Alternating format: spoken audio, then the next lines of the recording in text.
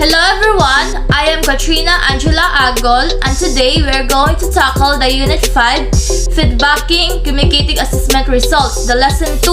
And Miss Tigoy, she will be the one to discuss the constructive feedbacking, and Miss Gumisid, she will also be the one to discuss the principles of constructive feedback.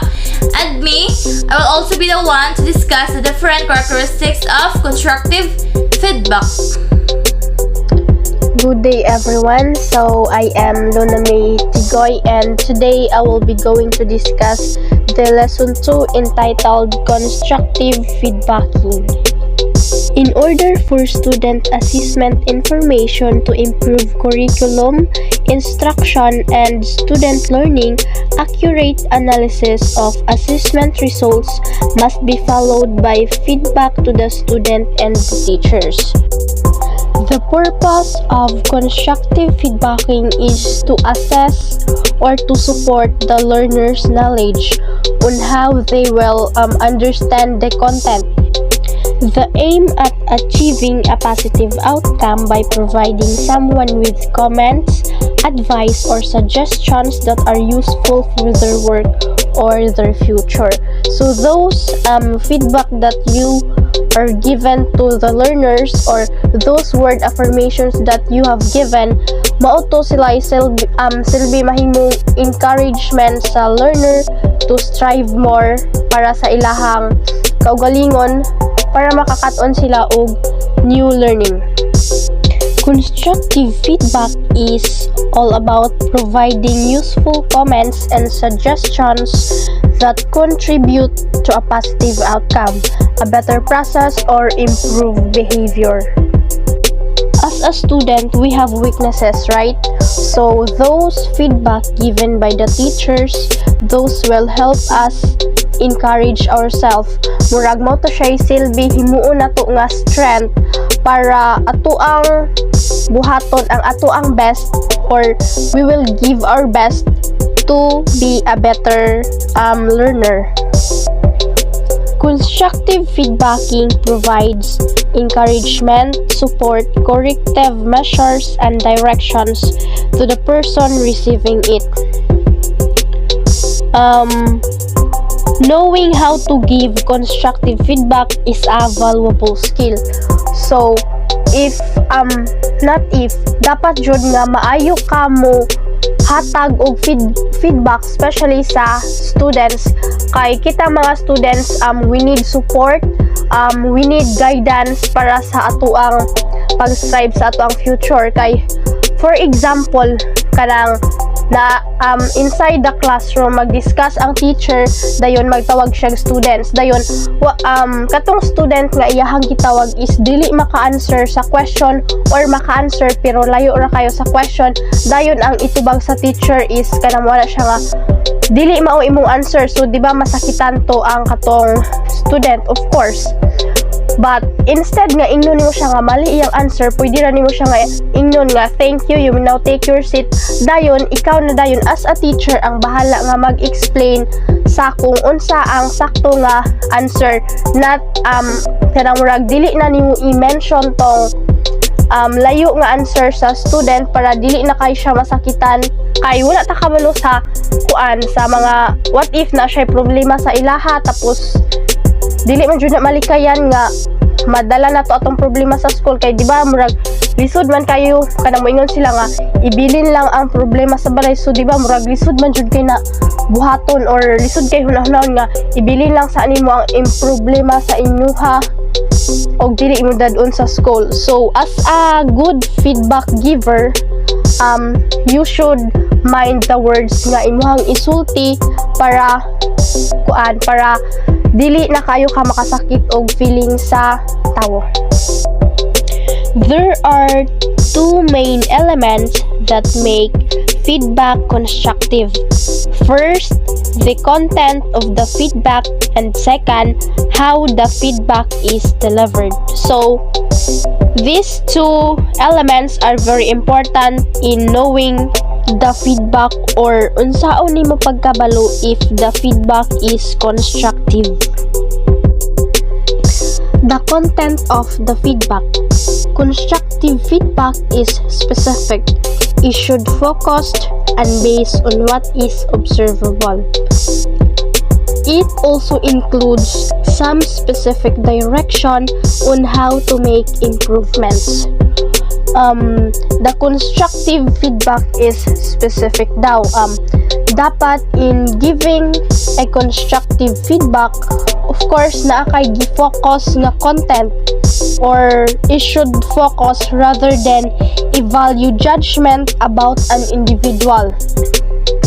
Diba, it is not good to judge someone by just showing their behavior, diba? Dili, it is kanang bad nga mo judge ka largo sa tawo based lang sa kay unsa to nga iyang behavior nga gipakita, not knowing the whole story, or wala ka nakaila niya tapos mo judge ra ka sa iya halargo.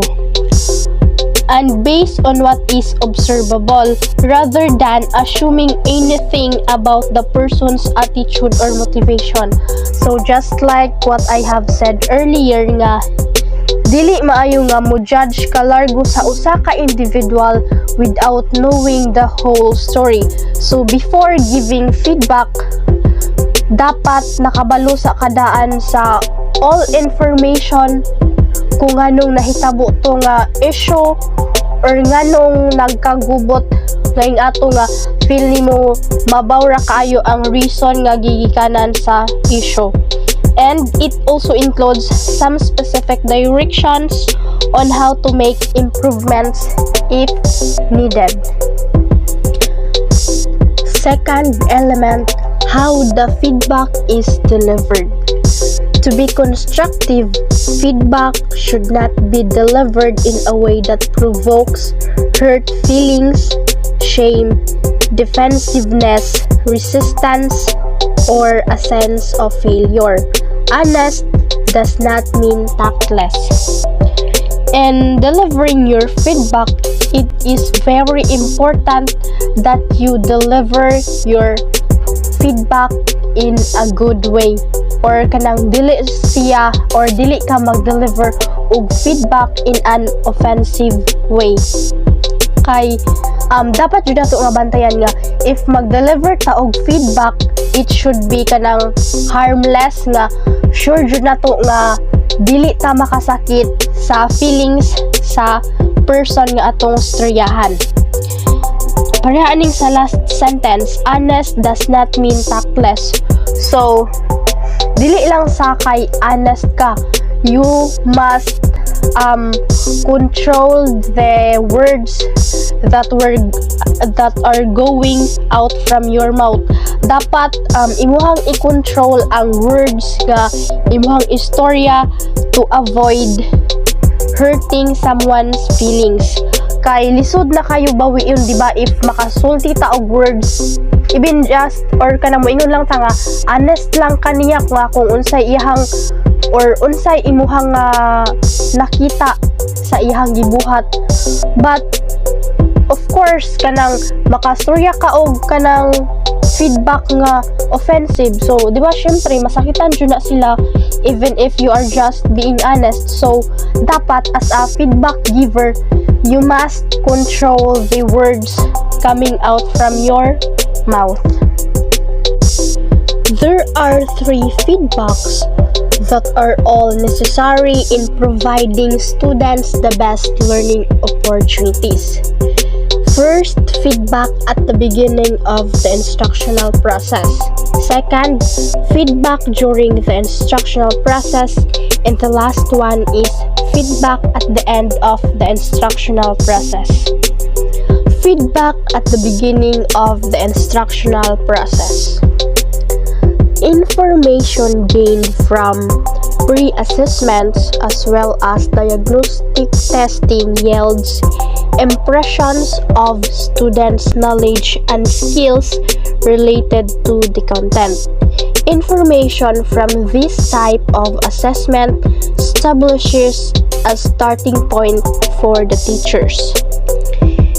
Teachers determined which students need help acquiring essential skills and which students are ready for extended learning.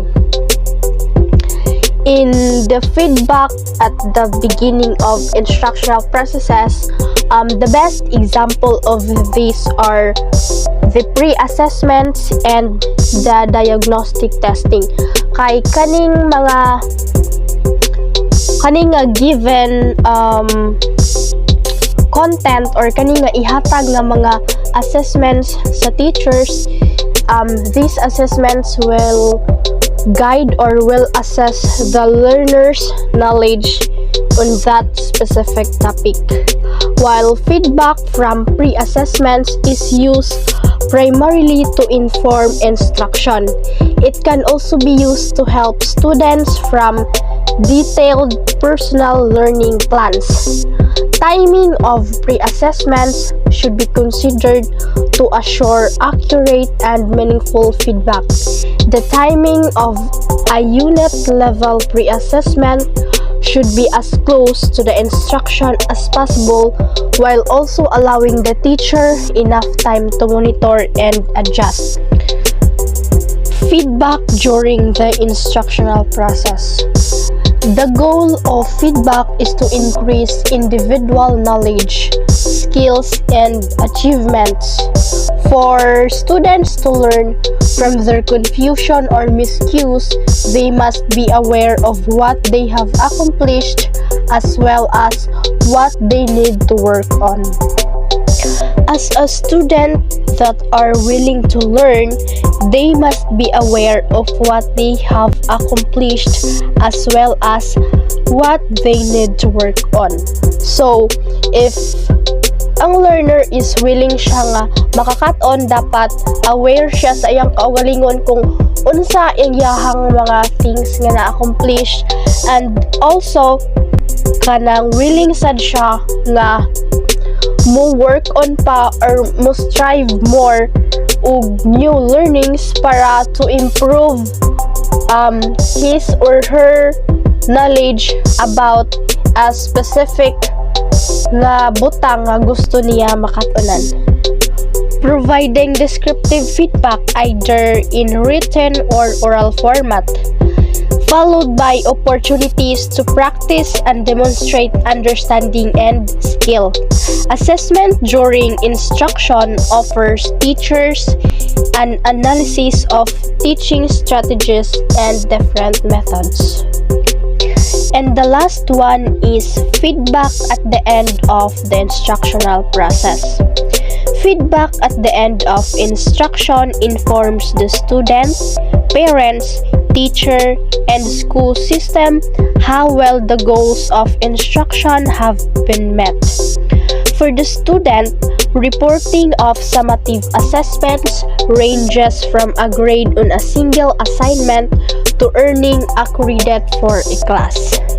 The feedback at the end of instructional process will measure the improvements of the learner, kung unsa nakataas or kung unsa kadako ang improvement nga gi-improve sa learning within sa time given sa school. For examples, kanang mga exams nga ihatag sa teacher, for example midterm exam, it will measure the learner's knowledge within katong lesson nga gihatag sa teacher. Like kung unsa kataas ang grade sa learner, if na-met ba niya ang katong passing score sa ana nga exam. For example, the passing score is 30. So dito mahibaw-an sa teacher if na-met ba sa learners ang katong iyahang standard, if most of the students is nakaabot sa passing score. Pero kasagaran man sa kuan, di ba, kay murag dili man jud tanan ang makapasar or naay uban nga makapasar ang all students, but I think naadyoy ubang section nga naay uban nga mabilin jud nga dili jud makaabot sa passing score. So I think met na ang standard if ang nakapasar is mas daghan kaysa sa wala nakaabot sa passing score. For the teacher, progress of the individual student as well as effectiveness of their teaching can be measured. Analysis of trends in student performance informs teacher as they ensure all students master a guaranteed and viable curriculum. I think that would be all for my part. I hope na nakasabot ra ang tanan. And the next two topic, the 12 principles of effective feedback and characteristics of constructive feedback will be discussed by Miss Katrina and Miss Jeneline. Principles of effective feedback.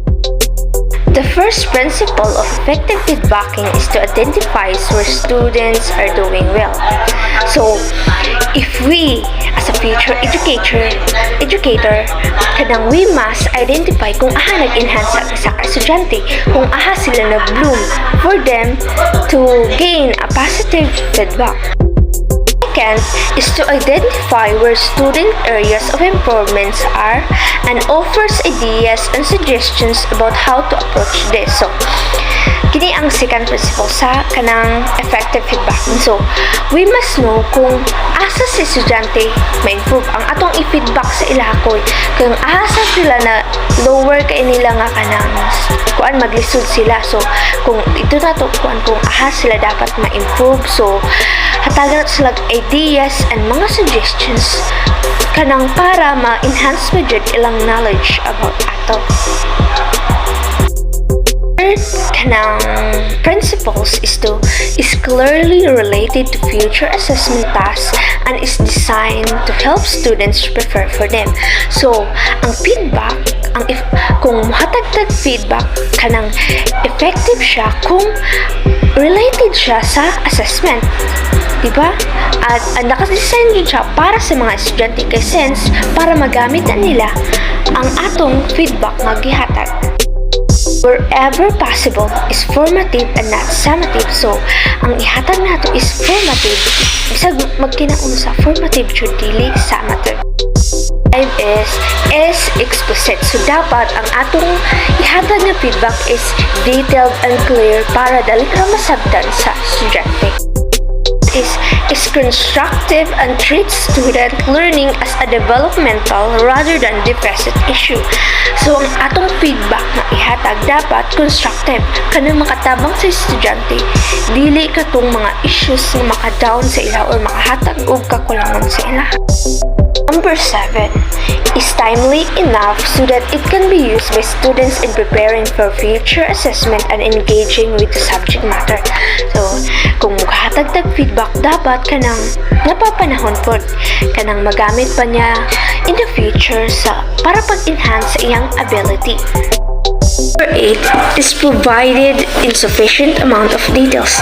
Dapat ang ihatag po natong feedback is detalyado para dali rin na masabtan, masulod sa ilang utok ug kanang magamit jud nila. Is provided in context where students can ask questions about feedback, provide it to each other, and discuss their interpretation of it with each other. So, dapat sad ang ihatag natong feedback is taas. Then, the students can ask questions for clarifications para masabtan dyan nila kay not all learners are kanang fast learners na yung uban na dili po dahil makagets. So, it's very important nga mag-provide that context for them nga makapangayo pa sila kanang further information about sa imong gihatag nga feedback in order to enhance their ability and skills. Number 10 is speech at an appropriate level. So, dapat po, dili isug kayo kung tingog kay siya mahadlok na sila. Dapat malumanay ra ka ng nara siya sa appropriate level for them nga dili sila ma-scare. Is stated clearly and written is legible. So, dapat na-istoryag tarong na pronounce og tarong aron na ila din yung masabtan o kung nasulat man is understandable kaayo sense kay it help them to improve their ability and their intelligence. And effective feedbacking is to explain how and why students receive the mark they did in assessment task. Kaya, siyempre, matingalan na sila, hala, nga naman eh.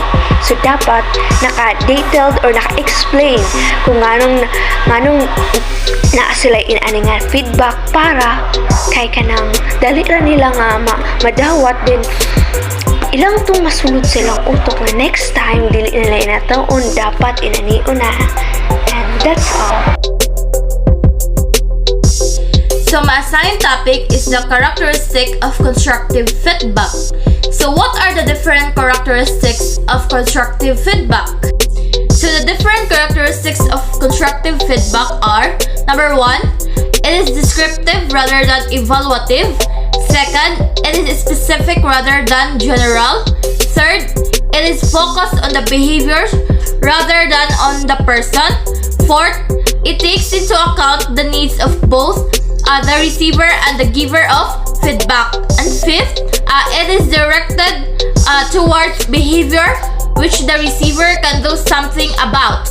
Sixth, it is solicited rather than imposed. 7, it is well timed.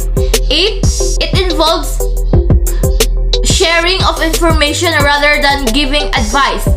And 9th, it involves the amount of information the receiver can use rather than amount we could like to give. And the lastly is it concerns what is said and done or how, not why.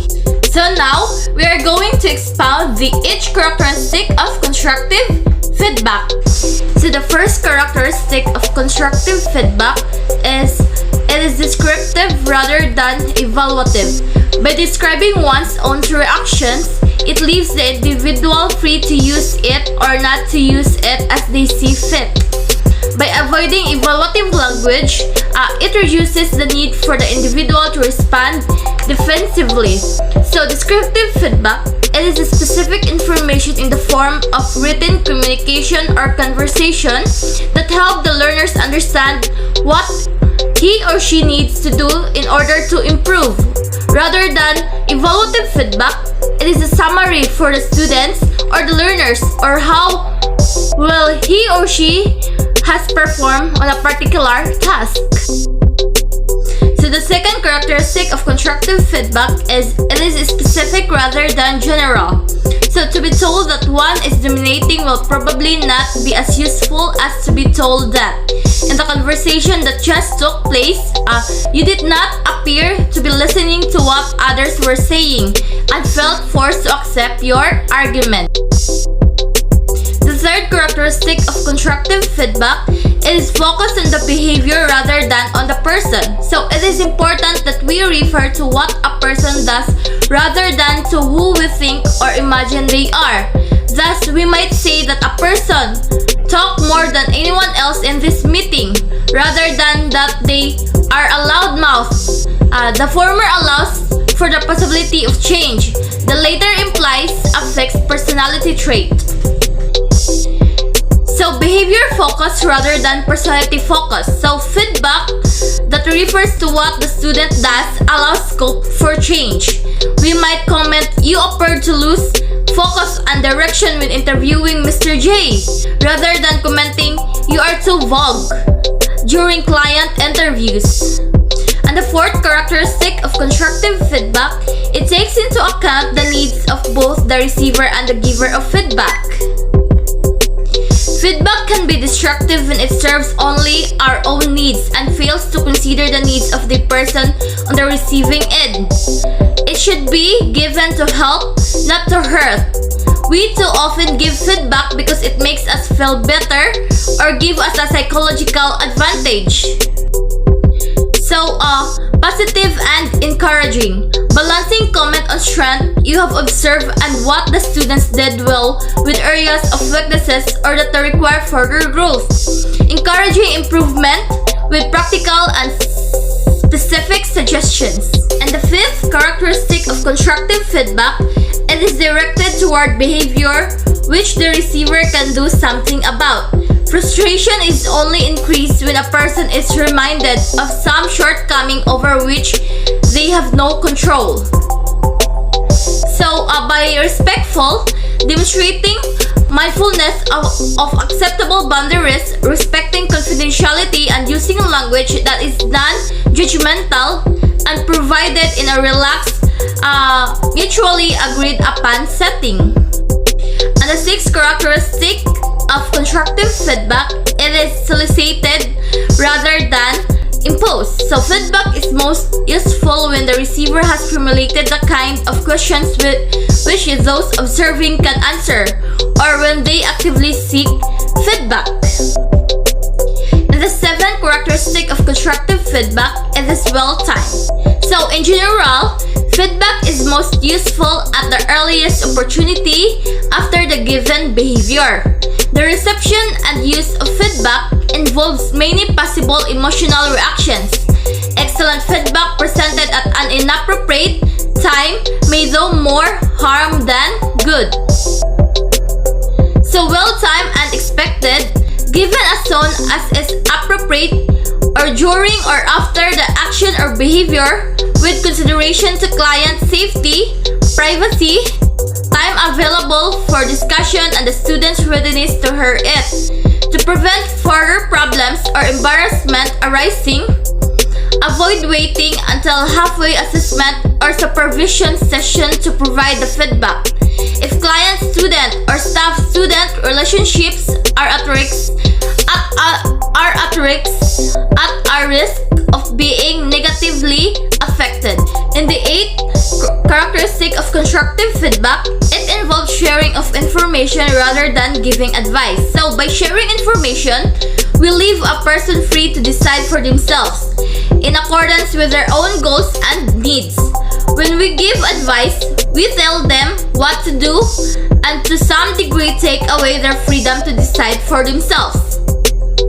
So it is also called as collaborative, inviting student involvement and agreement in identifying strengths and weaknesses in seeking solutions. So reaching conclusions and formulating plans for future actions, facilitating self-evaluation. So in the ninth characteristic of constructive feedback, it involves the amount of information the receiver can use rather than the amount we would like to give. So, to overload a person with feedback is to reduce the possibility that they may be able to use what they receive effectively. When we give more than can be used, we are more often than not satisfying some need of our own rather than helping the other person. So, on the last characteristic of constructive feedback, it concerns what is said and done or how, not why. So the why, it takes us from the observable to find inferred and involves assumptions regarding motive or intent. So telling a person what their motivations or intentions are more often than not tends to result in a defensive response. So that are the characteristics of constructive feedback, and that's the end of my report. I hope you learned something, and if you have any questions, clarifications, you are free to ask. Thank you for your listening, and God bless us all.